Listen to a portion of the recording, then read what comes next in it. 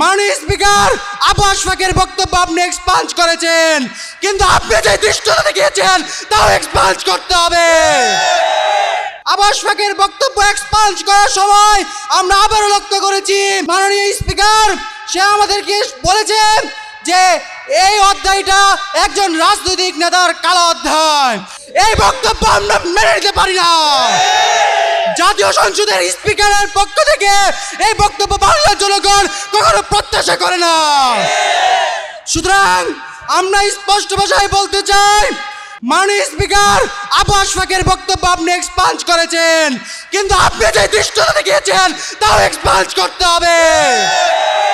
সর্বোপরি স্পষ্ট ভাষায় বলে দিতে চাই, শুধুমাত্র বিএনপি নয়, বরং যে কেউ মাওলানা মামুনুল হককে নিয়ে কটূক্তি করবে, বাংলার যে কোনো প্রান্তে যে কেউ বাংলার আলেম ওলামার উপর কালেমা লেপন করার ন্যূনতম চেষ্টা করবে, খেলাফত ছাত্র মজলিস তাদেরকে রুখে দিবে।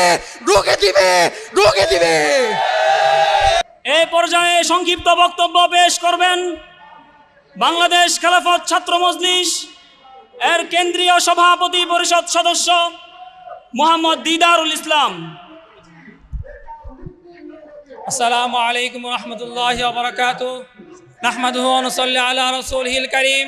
আম্মা বাদ। বাংলাদেশ খেলাফত ছাত্র মজলিস ঢাকা মহানগরের উদ্যোগে আয়োজিত জাতীয় সংসদে আল্লামা মামুনুল হককে নিয়ে কুরুচিপূর্ণ বক্তব্য দেওয়ার প্রতিবাদে আজকের এই বিক্ষোভ সমাবেশে উপস্থিত প্রিয় ছাত্র জনতা সকলকে জানাচ্ছি বাংলাদেশ খেলাফত ছাত্র মজলিসের পক্ষ থেকে আন্তরিক শুভেচ্ছা ও মোবারকবাদ।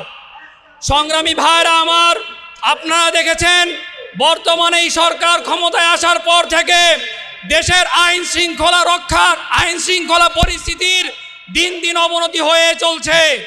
দিন দিন বাংলার জনগণ আইন শৃঙ্খলার প্রতি বৃদ্ধাঙ্গুলি প্রদর্শন করছে। তারা বৃদ্ধাঙ্গুলি প্রদর্শন কেনই বা করবে না, যখন সংসদে স্পিকারের আসনে বসে মাননীয় স্পিকার একজন মিথ্যা মামলায় খালাস প্রাপ্ত ব্যক্তিকে নিয়ে কুচ্ছা রচনা করে।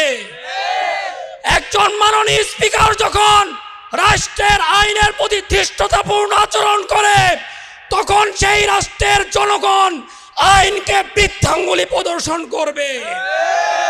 আমরা বলতে চাই, হাসিনার সাথে সাথে হাসিনার রাজনীতিকে আমরা দিল্লিতে পাঠিয়েছি। হাসিনার রাজনীতিকে যারা অনুসরণ করবে, হাসিনার পরিণতিও তাদেরকে ভোগ করতে হবে। কাজেই হাসিনার মতো